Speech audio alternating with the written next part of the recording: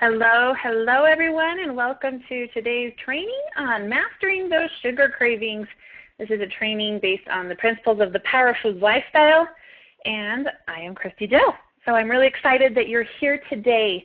You know, in preparing for this webinar, I couldn't help but ask myself, this information's already out there. What makes you so special? You know, I got those little voices like, what good is this going to do for anyone that's not already out there? And that was a tough question to ask myself, and I thought, you know, it's how many things are out there, and this science, first of all, we need to know about it. Sometimes if we're not willing or in the know of where to access that information, at least the information we should be paying attention to, that can be something that holds us back, as well as just personal experience. And I think that's what I'd really like to bring to the table today for you, is not here as some philanthropist or some therapist or some yeah, obviously I fit in a nutritionist role, but I want to come here as somebody who's been through this and who, it's not to say like you ever totally recover, but I will tell you what, like I feel amazing. And that through my journey, everything I've discovered to overcome my past, which many of you may be very much aware if you've read my book, followed any of the social media, blog posts, and such. But to sum it up, basically getting to a point where my whole life was the restricted dieting, trying to achieve this ideal lean state that I thought would make me beautiful. And I thought that that would solve my problems of lacking confidence, of shyness, of just some very deep insecurities about myself. And they became more and more, I became ingrained in this cycle of deprivation and then binge, and then deprivation and then binge, and then towards my late teenage years and then my early 20s, it just kept getting worse and worse until 25. At 25 was the time I said, you're done. And as many of you know, that's how Body Buddies became in existence. You know, I started a Facebook page. I started writing my book, sharing the things I learned. And it's been the most incredible journey. And it's been filled with people. And that is what I love. So each of you who are attending this webinar, I want you to know I care for you. I feel you. I understand. This is a very difficult thing. So hopefully through today's presentation, I want you to really think deeply about the connection between your actions, your thought patterns, and then what those breaks in the cycle will be. Okay, because this isn't just to be like, oh, I know how sugar works in the brain now. I need you to walk away with this thinking, I know what I need to do now. I know how I can begin to break this cycle, because you're going to understand very soon just how deep of a cycle it can become on the biochemical level. So let's just dive right in. We've got lots to cover. So let's first talk about the science of sugar cravings. Your body only needs 1 teaspoon of sugar at one time. That's how much it can handle. So anything over that, your body's going to sense that stress, that shock, and that's where your body's in distress. And so people who don't have the hormone of insulin, which I'm going to discuss how that works, then they have to inject with insulin. But most of us, if our pancreas is working the way it was designed, which let's just dive into this way fast. Type 1 diabetics, they are born. It is a natural part of their body, and sometimes it can be developed a little bit later, but that is a genetic, that is an actual, their behavior did not contribute to their diabetes. So there's a distinct difference between a type 1 diabetic and a type 2 diabetic. A type 2 diabetic brought it on themselves through their behavior. And so it's not to like say like, oh, no, but it's to give us an awareness. And the type 1 diabetics that I have worked with are very vigilant in making sure that the people around them understand that they didn't bring this on themselves. They just have to deal with it. So let's talk about this process of what happens when you get too much sugar in your system at one time. So you eat the 2 cookies, right? So your blood sugar raises. So then at that point, your body, sensing that it's too much sugar, it calls upon the hormone of insulin. insulin runs along and it does its job. It's a messenger, and it tells the little microvilli lining your digestive tract to absorb and get that sugar out and into the cells for use. Now, when insulin is secreted, this is what you need to understand. When insulin is secreted, your body is in storage mode. So any excess energy, and I use the word energy over calories because of my past and my being so tied and terrified of calories. That's something, one of the psychological tricks I've had to use for myself to stop fearing food. I can't tell you the last time I counted calories. I don't give a darn. So instead I worry about macronutrients and sugar intake and the balance of these. So let's go look at some diagrams because this is where it gets really interesting. Oh, we have one more. So the intake of sugary foods responds with more need for sweets, and it turns your body into a point where it absolutely will not want nutrient-dense food. You know, you eat the cookie. Since when are you going to then want, oh, let's have a nice salad with some chicken on it and some avocado? Like it typically doesn't work that way unless you're lacking for energy, calories. That's, you know, a time that your body, you're just going to crave more and more and more. So let's discuss this first of all. We need to understand blood sugar. So high glycemic index and low glycemic index. Glycemic index is simply the measurement of food and how it responds on your blood sugar. So low glycemic index foods, things that are on our power carbohydrates list, these are things like your lentils and your beans and your whole grains. So you can see for a longer duration of time, it impacts your blood sugar does not go as high and it doesn't drop as quickly. Whereas when we're eating the highly refined, the white flours, the sugars, the processed manufactured foods, your blood sugar goes zing, which is why it feels so good, and then it goes boom.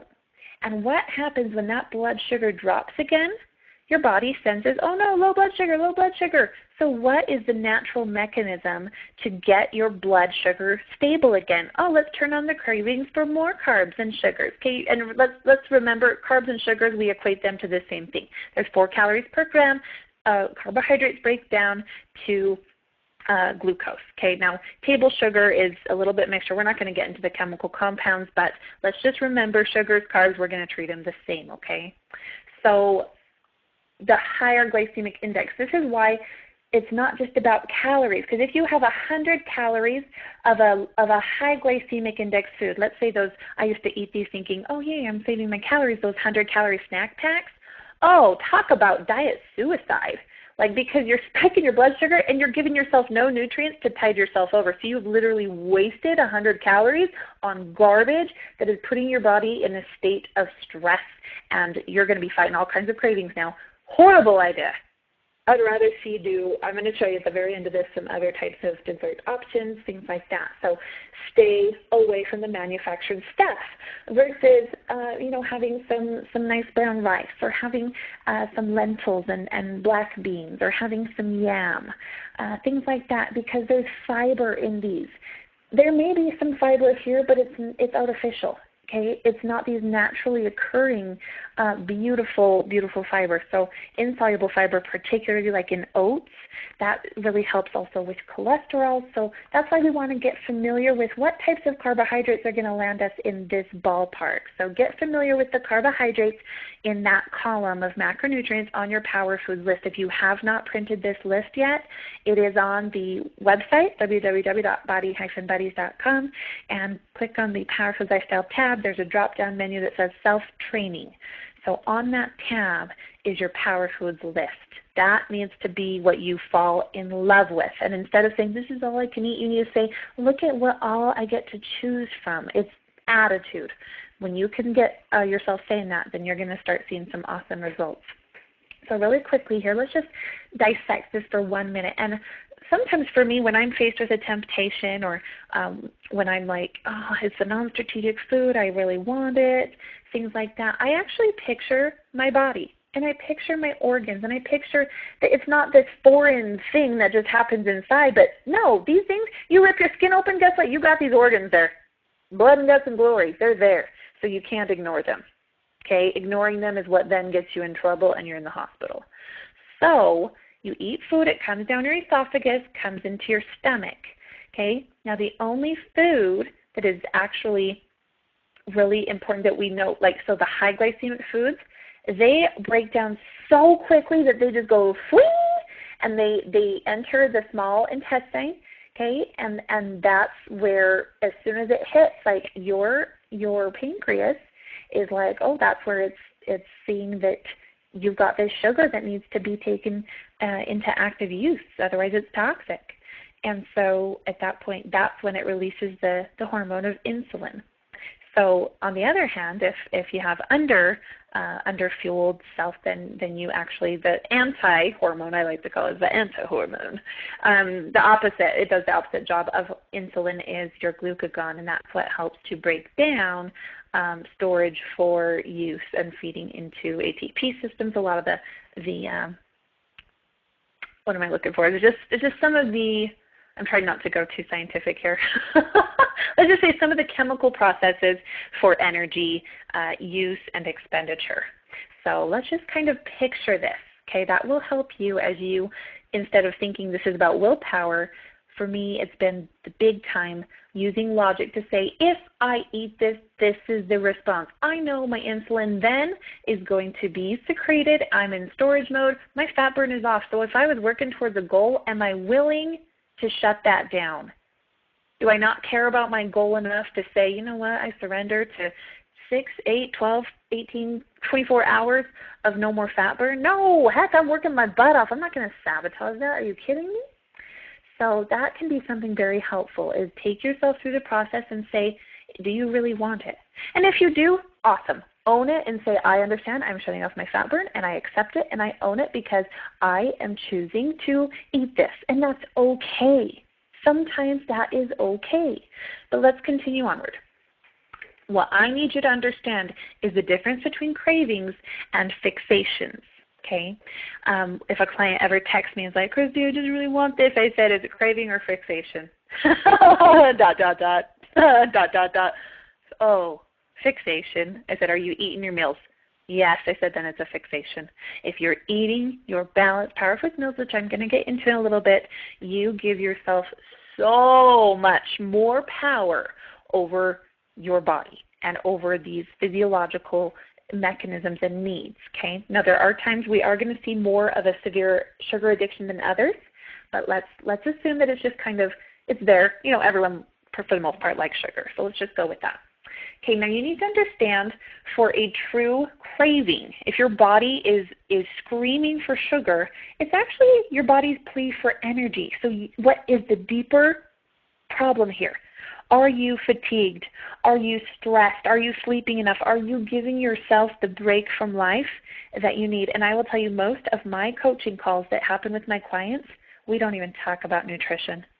We end up discussing what's going on in their life. We discuss stress management. We discuss forgiveness. We discuss goal setting. We discuss how to let things go. We discuss their mindset, new behavioral patterns. That is the game changer. So unless you're willing to take a bigger look at your life and things that are going on, I really hesitate to say that you're going to overcome your sugar addiction. I'm going to teach you some of the nutritional strategies, but also some of the psychological strategies. So let's look at that first of all. Being able to say, gosh, I didn't sleep enough and I'm craving this. No, your body's craving sleep. Your body is craving sleep. And if you can't give it to it, then that is the issue. So some people do find themselves in that situation. So then what? Well, gosh, don't you dare go to a Coke. That's only going to give you 30 grams of caffeine. If you're seriously that tired, that's not enough, okay? Probably 50 to 100 would be better, and I try and get people who are in that state and truly needing it. This is not for everyone. If you don't need the caffeine, that's fine. But I would seriously rather see someone on caffeine than a sugar addiction. I will be quite blunt with you. It is better for your body. I shouldn't say better. It is not as of a problem for your body and for your psyche. So at the grocery store, in the pharmacy, near the the aspirin or such, you can find them nearly everywhere. They're going to come in 200 milligram tablets. You can also find them online. Go to vitacost.com, VITACOST.com, and cut one of those in half or even fourths, and give yourself that little upper that doesn't come in a latte, that doesn't come in a Coke, that doesn't come in a Monster. Okay, give yourself just that little bit of a caffeine up. That's going to help your willpower so much. And I wish that strategy could have been something I knew about a long time. That took me a long time to really consider and think about and weigh that out. Now, I'm not a proponent of caffeine all the time. But yeah, if you're sleeping 4 hours a night and you don't have an option, and many of you out there, you're working 2 jobs, you're slaving away, you're trying to make things work and make your ends meet, and life is just tough. And it's not this walk in the park for most people. And the more that, I'm not going to go into politics here, okay? But anyway, for most people, we are a working class. We are busting our butts to make ends meet, and it can leave you very fatigued and tired. So let's look at that and consider that in aspect with all of this, okay? Next, let's look at that physiological versus psychological difference. So physiological is the craving. That's your body saying, hey, I need this, okay? Sometimes people will find cravings for a particular food, and a lot of the science and people out there say that that's because there's a particular vitamin or mineral that their body is lacking. And I would agree with that to a point. I would agree to it with people who have discipline over themselves. You do get a point to a person who's not in tune with their body. I would argue that a little bit. So we have to be very careful about, well, my body is telling me to eat 12 ounces of yam. I must be absolutely deficient in something. I don't think that's the case. So let's be careful about buying into those too much. I do think there is some truth in it, absolutely. But I think psychology and our triggers and our programs in our minds sometimes override natural body intuition. So let's be careful about that unless we're very, very much in tune with our mindsets and our programming. And, I'm at a point with my own training, I think I'm at that point, barely.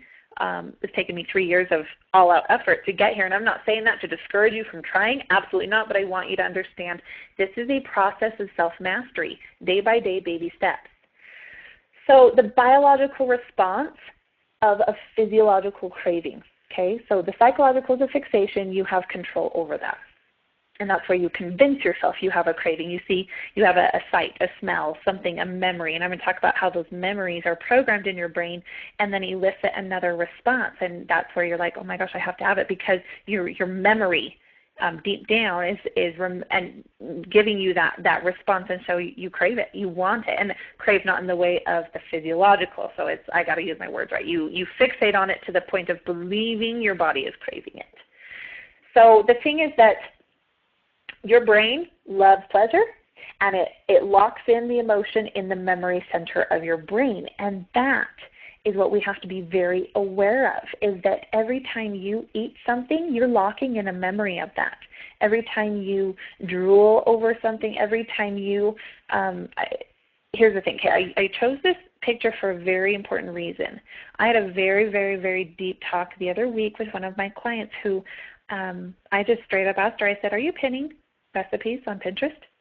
Are you fantasizing? Are you idolizing? Are you worshiping foods that you are not eating right now? Because she's very disciplined, very, very disciplined. And I said, do you realize you are putting yourself in a very deep psychological trap? Because you are literally fixating on these types of foods that you can't have. And props to you for being disciplined to say no, but there will come a time, and trust me, I speak from experience, there will come a time you break. And it's in those times you break that the binges get more and more and more. Many of you out there may be nodding your head saying, yep, I know, I'm in it. I've experienced it, and I'm trying to break it. So we can break those, but we need to realize every time that happens, you lock in another memory. And those habits, they just deepen and deepen and deepen until it gets very, very hard to break. So that's when we have to bring in the powerhouse strategies of fixing that. So very much like drugs and alcohol produce dopamine, your brain will remember these pleasurable experiences. I discussed that. So emotional needs and programming. I think for the most part, human nature, fats and sugars are going to help us because they give quick energy, and fats satiate for a longer amount of time. So the body is naturally accustomed to craving those. So you put those two things together, wow, talk about Costco muffins, right? You feeling that? Okay. Why does it give you such an intense satisfaction and then 10 minutes later a bellyache? Because you get that heavy oil in you, you've got the sugar, the raised blood sugar, you start to get a headache. I refuse to eat muffins, even if it's my indulgence day. I refuse because of the biochemical response in my body and my brain. And as you gain awareness and you pay attention to the way these foods impact your brain, get the whole aesthetics thing out of your brain. Start eating for your brain and your moods and the way you feel. That's when you're going to start being consistent. That's when you're going to stop being all or nothing. That's when you're going to stop yo-yo dieting. That's the problem with our society is we're so focused on aesthetics, which, guys, I'm the aesthetics trainer. I love it. It's awesome. It's fun. But that can't be our focus. That's got to be the way we manipulate health strategies, but our number one priority has to be the health promotion strategies. So you have to realize your brain is programmed to crave those fats and sugar. If you're at a point of not getting nutrients, if you're not eating your balanced PVC, PVF meals, then your body is sensing nutrient deficiency. You're in famine mode. It's going to crave fats and sugars. You've got to fuel your body proactively. Modern processed foods, strategically engineered. I just put little notes here. I shouldn't read them because they're just little blurbs. So basically, you've got to think that there's all of these food scientists and engineers on a chemical level. They work so hard to put the perfect taste that is going to set off these triggers in your brain and release these endorphins and release the dopamine. And so where our taste buds, we are already accustomed to very strong sweets and rich foods and salty, and it just gets more and more and more until our senses are so dulled. And that's why at first it's a little bit interesting to eat more of a power foods mentality lifestyle. But after a week or so, it's neat to hear people tell me, I feel like I'm eating real food. I can taste real food again. That's a very special place to be when you actually feel, might get a little voodoo on you, but you feel an energy and a connectiveness to the earth because you are eating the foods that were designed for your body instead of manufactured in the plant. So kind of an interesting thing there. So you've got to be aware of anything that causes you to fixate. For some people, I will have them make flashcards. And if fast food is an issue, which for some people I get chronic fast food eaters who literally if they see a sign, they would find themselves in the fast food line, the drive-through line, and they'd be eating a burger on their way home or 5 burgers, and they'd be like, I don't know what's wrong with me. Why did I do that? I didn't want to do that. I didn't want to do that. And we have to retrain them. It's called trigger training because they associate that logo, that sign, that billboard, because remember how I talked about it's already programmed, that feeling of satisfaction, excitement, reward, those pleasure centers in your brain, they're going ding, ding, ding, ding, ding the second you see that sign because the memory is so deeply ingrained. So the second you smell something that reminds you of mama's cooking when you were younger, boom, you've got a memory locked in, boom, you're craving that. And you associate those emotions with it. So we're getting into some deeper things that you have to be aware of and accept and be able to look inside yourself and ask some of these hard questions and say, what is really going on? What is this triggered to? What am I not gaining an awareness of a particular relationship with this food? Why does this bring me a particular emotion? So this is a cycle they use in addiction recovery. And the only difference here is that I wouldn't say using, I would say eating.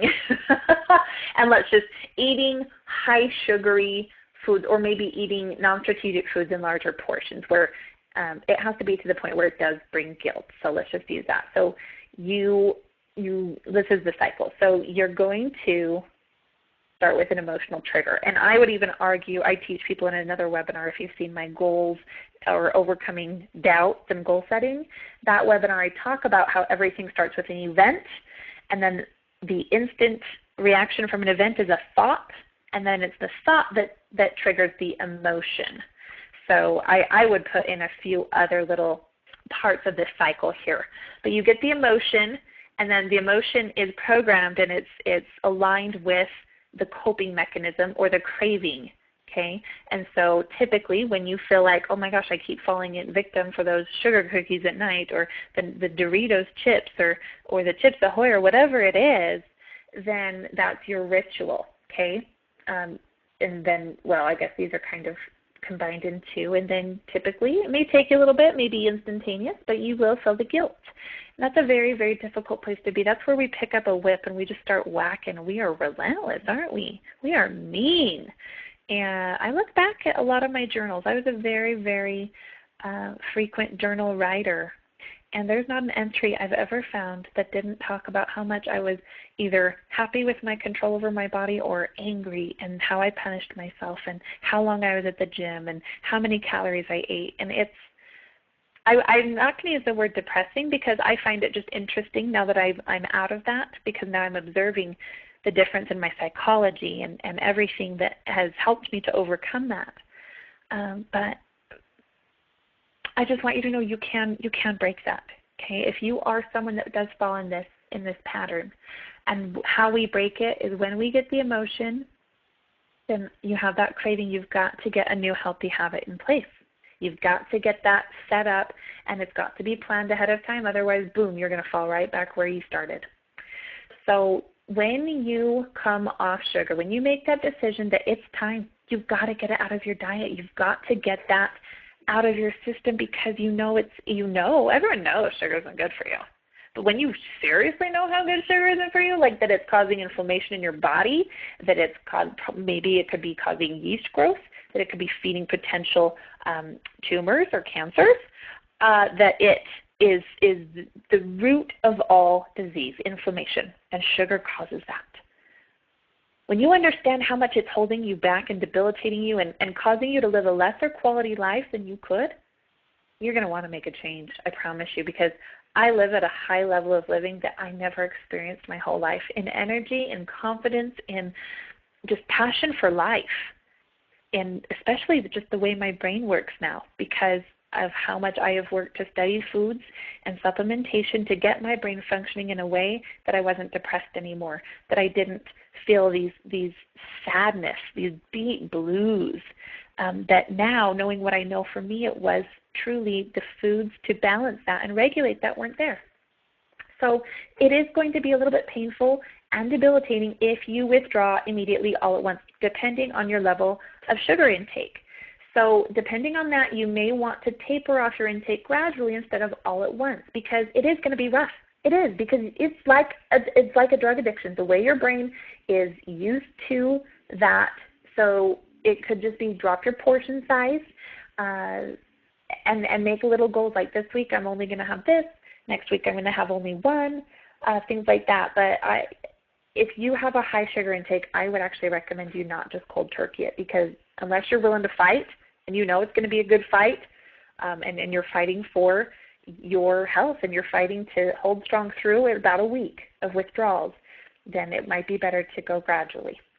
You can trick your body. This is something a lot of diabetes specialists will teach their patients is trick your body with sugar substitutes, which this is a good short-term strategy. And particularly, let's focus on using stevia.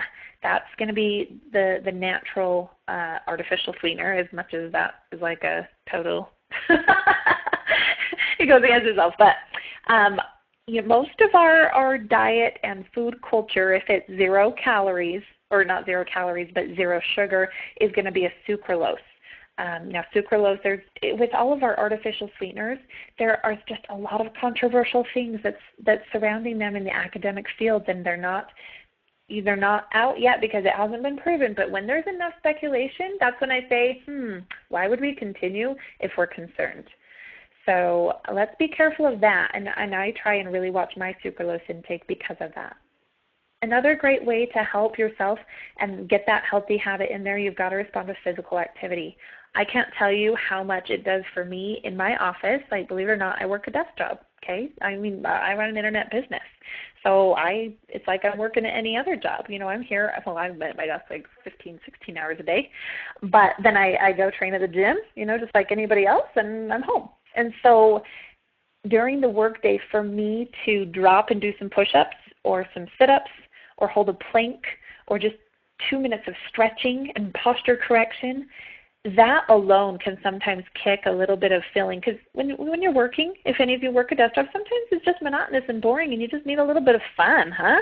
And that's where all of a sudden the memory of sugar comes in, because you've craved fun. You need that and you have a memory of it. So that's where you're going to get that craving. So that healthy exercise can sometimes be the respite for those cravings. Increase your consumption of healthy fats. For some people, a strategy we use within Power Food Lifestyle is we decrease the number of PVC meals. As we know, even complex carbs will impact blood sugar. We want to first of all look at the types of carbs that they're regularly choosing. First of all, we would focus on getting more of the gluten-containing carbohydrates out. So we would stick more with our beans and our lentils and yams, things like that. And kick out the whole grain tortillas, whole grain breads, pita breads, etc. From that point, we might even scale them back more until we're focusing just on maybe beans, like legumes, lentils, things like that, because we've then at that point get rid of the starches. And so, I don't know, there's been so many people, some people work very well on 1 PVC meal a day. The rest of them PVF meals. Some people work great on 2 PVC, 3 PVC. The basic place that I start people when I'm working with them one-on-one is 4 PVC meals, because for the typical American, their carb intake is far above 200 grams per day. So the typical PFL structure is going to drop somebody to about 140 to 160 grams of carbohydrates a day. So if we drop them too low initially, yeah, you're going to get fast results, but can you maintain it? No, it's too much of a shock on your system. That is the methodology of helping people gradually find the best approach for them. That's why I wish I could one-on-one just work with everybody, and I would encourage anybody thinking about it. I make it worth it. I do my best to just make it's an investment in your education and your knowledge of this and finally finding what works with your body. It is so much less about, quote, transformation. I only post like 10% of the people I work with, because most people, I'm working with them on a nutritional wellness level rather than aesthetics level. So I really would encourage you to, if at all possible, at any time in your life, we need to do a one-on-one. So there's my plug for that. Get rid of the sugar in your house. I have never regretted the day I threw out all my bleached flours. I threw out all my sugars. The only sweetened things I have in my house, I have a little package of brown sugar that I use very, very rarely, and if I do, it's very minimal amounts, and raw honey.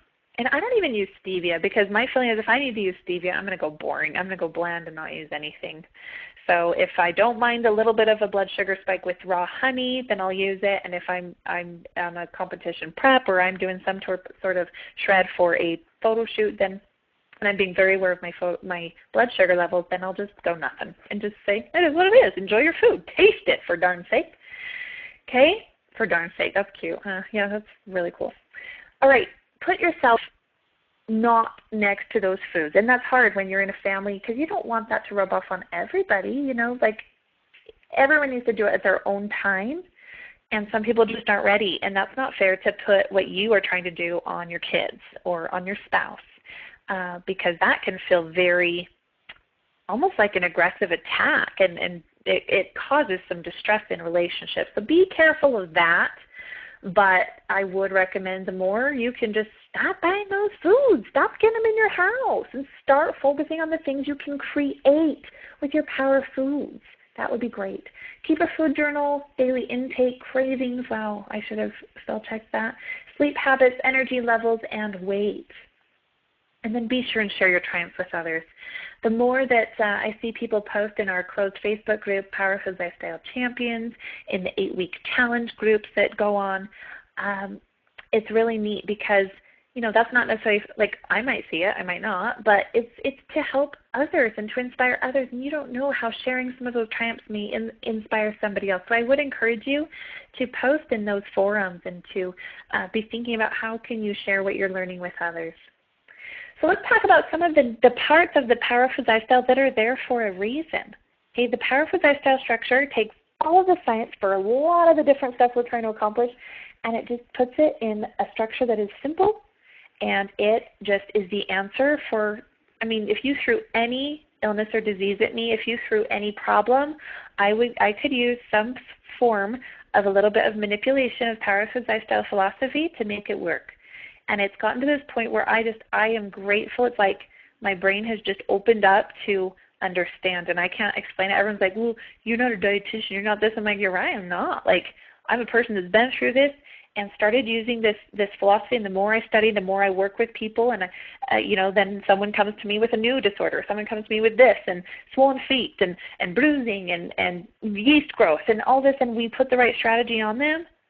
It blows my mind how simple it is, guys, that the fix is simple. And the question is, how much are we willing to believe it, and how much are we willing to say, I get it. Now it's time for me to be proactive and start prepping my meals. That's all it comes down to, you guys. Once you understand this, it's food prep. If you're prepped, you're going to eat them. If you eat them, then you just got to figure out how to just continue eating them and how to enjoy and make those foods delicious and make this your lifestyle. And when you can make that consistent, this is a piece of cake. So to eat is a necessity, but to eat intelligently is an art. I really believe that. It's not about clean eating. I hate that phrase. It's not about counting your calories. I hate that phrase. But it's about strategic eating. That is a phrase that I love. So remember that image that we used a little bit earlier with looking at the difference between complex and simple carbohydrates. I think I've covered that enough. So let's try and eat naturally sweetened foods and totally eliminate the typical sugars. So that's what we do. In a lot of the recipes, if you've used any of my recipe books, there's 3 volumes out right now. I'm working on the 4th. It's about a third done. Probably come out fall 2015. Well, volume 3 just launched a few weeks ago, and it's like I've been so crazy trying to do everything. I'm like, oh, I forgot to announce everyone. It's out. It's there. It's on the website. People have been buying it. Somehow they've been coming to the site. I guess, I mention it here or there. So the things that are going to help us, particularly, I like to use fruit for a sweetener in a lot of the protein bar recipes. We just use fruit and raw honey, and that's it. And it's fabulous. You get just enough sweetness. But if you get too much sweetness, that's when you start to crave more. Every meal you eat, notice how there's PVC or PVF. You've got to have that protein, 15 to 30 grams. I would recommend 2 to 3 servings of animal meat a day. The other proteins can come from dairy. If you have a problem with dairy, then perhaps we need to just do a smaller peak range of protein, which you can do by pairing some of your carbs and fats together. And it is a little bit more difficult for those who are sensitive to dairy or vegetarian, but it is very possible. We have to get very creative. Your egg whites, the protein powders, obviously as much as possible, you want to get your nutrients from your whole foods, but convenience is a big thing in our lives today, as well as protein powder gives us the ability to eat a greater variety of foods because we can bring up the protein content and balance those nutrients so that our blood sugar can remain more stable. So that's a really critical thing. If you're not eating a protein at every meal you eat, you are going to have more of a wobbly, I'm going to say, blood sugar, where it's up, down, up, down, up, down. It's not as just even keel. PVC, PVF, notice how there's a V in every meal we eat. Those vegetables are full of fiber, and that helps slow down digestion. It helps us feel full. It helps to do a lot of cleaning. Okay, think of it as you get a lot of damage within your body. You get a lot of free radicals, not only the foods we eat, but our environment. Cooking foods in plastic containers. There's a lot of little things that do build up free radicals and toxicities in our bodies. And so giving yourself the vitamins and minerals in vegetables that are naturally occurring, not infused with a multivitamin. Guys, I don't even, like multis, I'd rather see someone take 4 other vitamins and minerals than a multi. I'd rather see someone take fish oil, glutamine, magnesium, glycinate, and what's my 4th one? Calcium. Calcium plus D3. Those, I think, are far more important. If we're eating a Power Foods lifestyle, they are more important than a multivitamin. End of story. All right, so let's get those vegetables in. Fats, we've got to have those PVF meals to invite feelings of satiety. Most people who come to me saying, I can eat as much as I want and I'm never full. They're not eating enough protein, not eating enough fats. You get them on a PVC, PVF approach, boom, end of story. 1 to 2 weeks later, they're calling me, singing a different tune. It's fantastic. Avoid the low-calorie processed chemicalized snacks and foods. They are higher in sugar to compensate for lack of flavor and fat. In the Power Foods lifestyle, I very strongly encourage you to be eating your 2% cottage cheese, 2% plain Greek yogurt, avoiding our low-calorie things. Don't go for the reduced fat. Don't go for the reduced calorie. No, eat the real deal if you're going to eat it, because you're getting a heck of a lot of problems with the compensation, whether it's in sugars or chemicals. For every food you put in your body, there is a reaction, okay, whether you see it or not. So let's remember that at all times. Be sure to drink lots of water. This is really going to help control those cravings. How many times have you just thought, oh, I just need something, or I'm hungry, and then you get a drink and you're like, oh, I'm actually good. It's amazing. Okay, this is where this can be very helpful, so you may want to take some notes here. At NutriKey, they have this supplement called Crave Control Plus. And so you can purchase this at NutriKey.net. And the biggest things in it, it's got some of our basics, like the things I just talked about that are important. It's got the magnesium in it, but it also has the tyrosine, it has the phenylalanine. So these are going to really help. And this is, they have good manufacturing practice. They are tested by third party, and it's a team of dietitians I just highly, highly respect. And I would encourage everybody to go look at their line of supplements over here at NutriKey.net. Very high quality pharmaceutical grade. That's where I buy mine.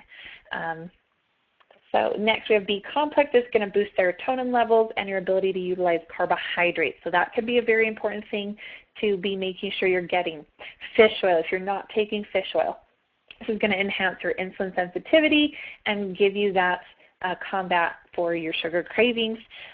Also, just on the omega, on the omega content, a typical American diet is not giving us those heart-healthy fats.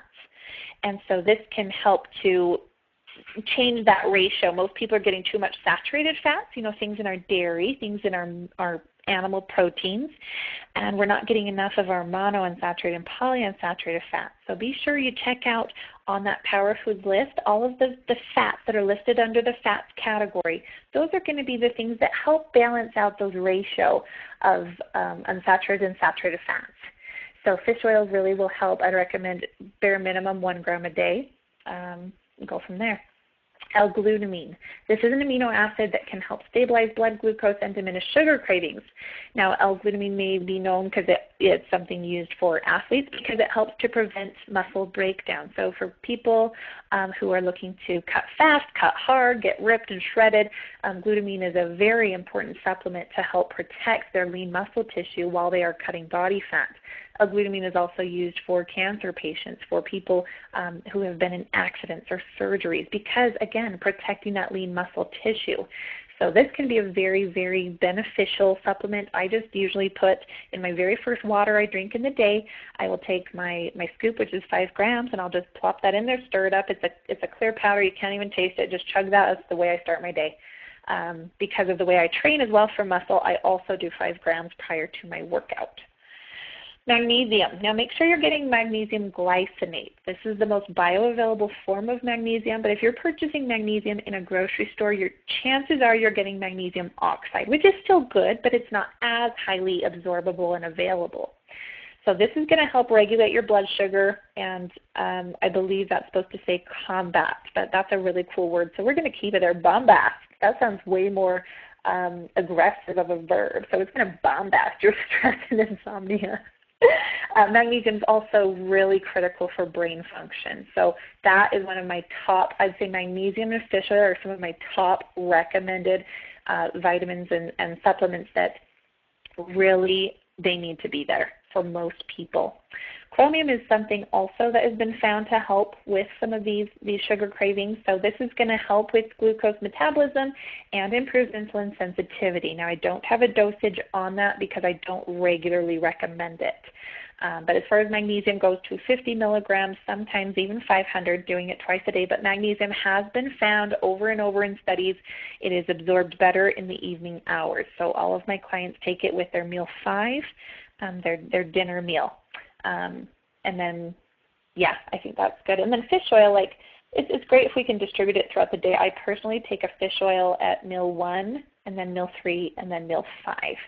So you can kind of, use those principles. It's not to be perfect, but say, okay, what can I do in my life and my lifestyle, the structure of my schedule? So let's talk about some better choices. When you are eating fiber-packed healthy carbohydrates like your whole grains and your fruits and your beans, again, it's about the fiber. It's that fiber helps your digestion go slower. It doesn't spike your insulin as quickly, so those blood sugar levels don't go as high. Refer back to that diagram I showed you at the very beginning. Another thing is having a handful of nuts or air-popped corn. Now you might be going, wait, what? No, popcorn, no. And here's the thing. We should be constantly looking at a hierarchy of eating. So if it's a difference of air-popped corn and a tray of Girl Scout cookies, heck, let's be going for that air-popped corn with no butter. Okay, now if we're in a serious, like if my competitors, people I'm trying to shred down to the bare bones basics of being ripped and shredded, then I would say air-popped corn is not an option, and it's a higher mental discipline that I expect those types of people to live. And those, they're willing to do it, they're driven for it. And that's the thing, we have to decide what intensity are we willing to put forth. What do we want? Because certainly if you're not willing to accept the discipline that comes with a particular body, then please don't strive for it, because all you'll do is disappoint yourself. So if you have maybe 40 pounds to lose, stop looking at the 40-pound less body and start looking at the 10-pound less body and saying, yeah, let's do what it takes to get to there. Ready, go. You've got to break this journey down for yourself, okay? So a handful of nuts can be great. That's a power of fat. Help to release the hormone cholecystokinin, which helps trigger your brain, let you know you're full. Dark chocolate, always better than milk chocolate. The amount of sugar and satisfaction, dark chocolate can be very, very good. There's a blog post that is on the Body Buddies website that one of the Body Buddies coaches wrote. Is very, very good in going into the whys of why that is. And in some of the Power Food recipes I've made, I do use chocolate. I'm going to show you some photos here in a minute, but they're semi-sweet. Okay, and it's not that it's dark chocolate, but get the full sugar, that zinger, milk chocolate tastes fantastic. But get the zing out of it, and that's where you help give yourself some extra ability to regulate your cravings and your ability to say, I'm full, like I've had enough, because sometimes you start eating and that's when you hit override and you just want to keep plowing through it, right? Anchor your blood sugar. Let's say you just can't say no to those sugar cookies that are sitting on the counter. I need you to have a protein with it. I need you, as weird as it is, to either go drink a protein shake first or have a little chunk of some turkey breast or have a hard-boiled egg white. I need you to get some protein in your body. It's going to help. It certainly does not take away the energy. And don't be afraid, again, of the energy, the extra calories from the protein. Stop. What's more important is you are balancing your blood sugar. You are helping give your body this advantage to resist the drop in blood sugar that will come later. And it's when your blood sugar drops, that's when you turn into that ferocious beast. I call it a sugar monster. Okay? That's when your sugar monster comes out to play, and he's a very mean beast. Moderation or abstinence, you've got to know yourself, because I remember all growing up, I would have friends, coworkers, parents say to me, because, everyone knew I was always a dieter, always. And they'd just say, why can't you just, instead of being so all or nothing, why can't you just have a little bit and enjoy some moderation? Then maybe you wouldn't, go crazy, because they knew, I'd either not eat or I'd eat the whole pie. It became a very well-known thing. Nobody knew to the extent how bad it was, but, I think they were aware of some of those triggers. And I knew myself.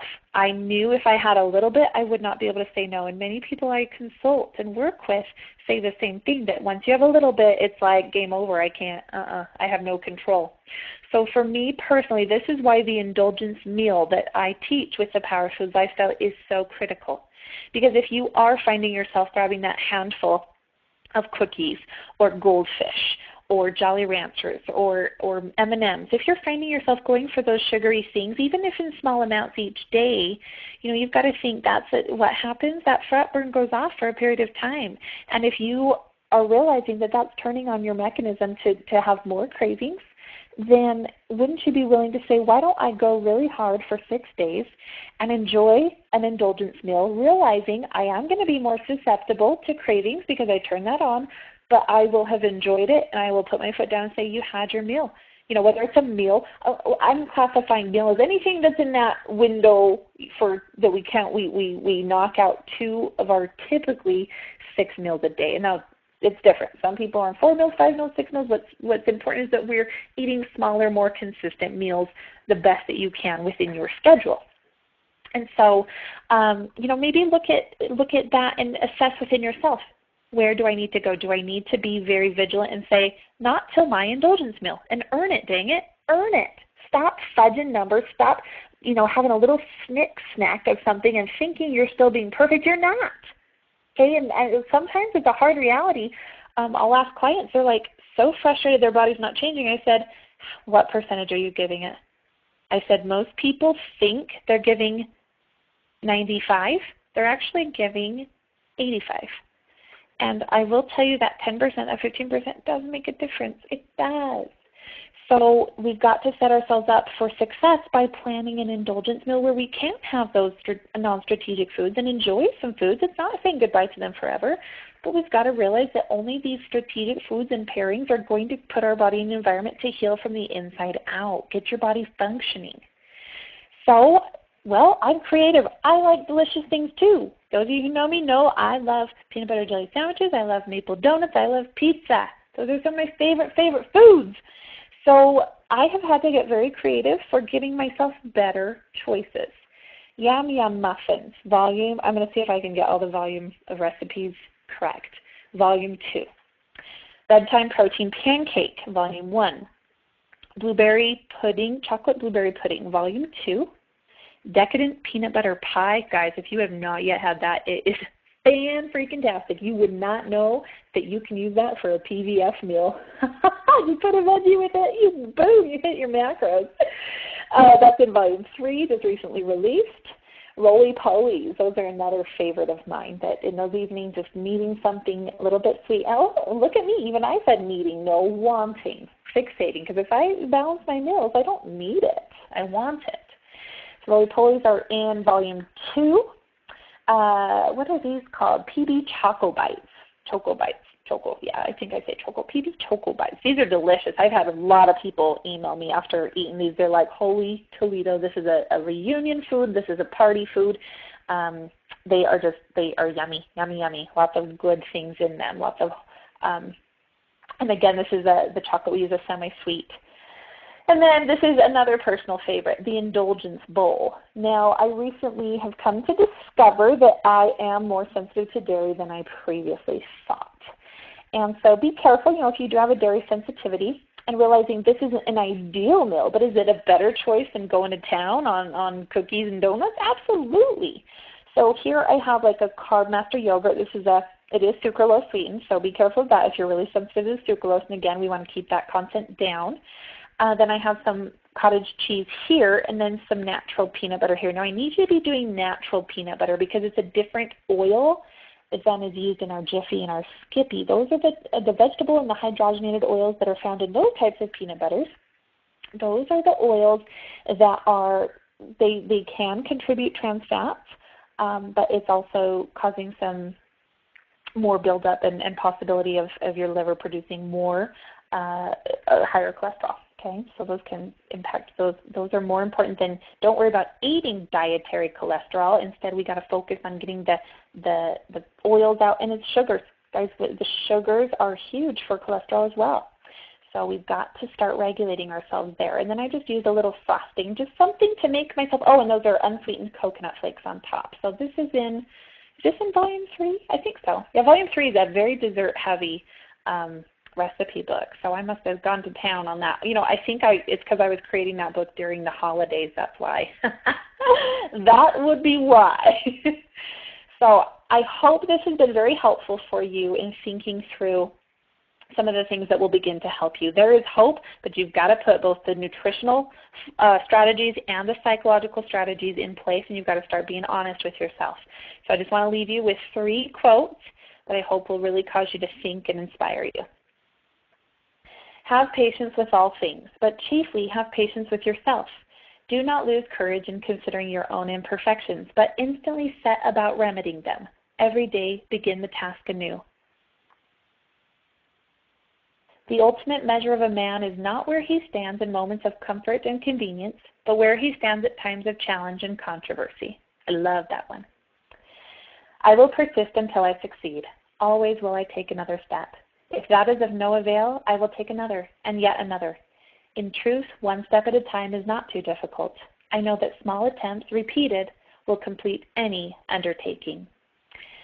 I hope that you know I believe in you, and I'm here for you, to the extent that you have questions, consultations, working with you one-on-one. Sometimes that can be the very thing that you need to just put that nail in the coffin of your new lifestyle. I make that sound so dreary and morbid.